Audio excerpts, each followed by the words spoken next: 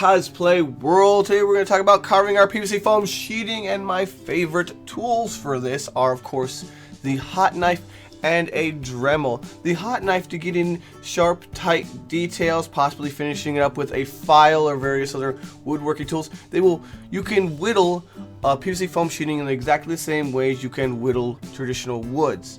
And of course a Dremel to kind of sand away or buff away more details in the way you would do a relief or a embossing.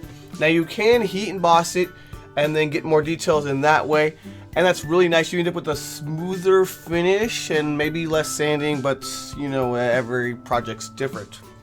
However, if you're looking to get a design that's especially dimensional, very thick, PVC foam sheeting may not be your best choice, because as the plastic gets thicker, it gets much heavier. It might not be as heavy as wood, but if you're carrying this around or you're wearing it, you may want to consider a foam as an alternate choice, and then adding a coating to that just for comfort and ease of use.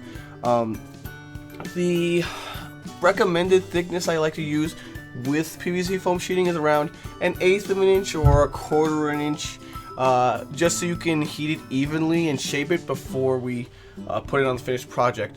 And I do like to use PVC foam sheeting when I'm shaping into more interesting designs. If it's just flat, I stick to more rigid materials like woods and such and so forth if I need that structural support. I hope this helps you. Good luck with your carving into your PVC foam sheeting. Good times to all. Rah! Hit that sub button for more cosplay tutorials, con coverage, and general cosplay madness.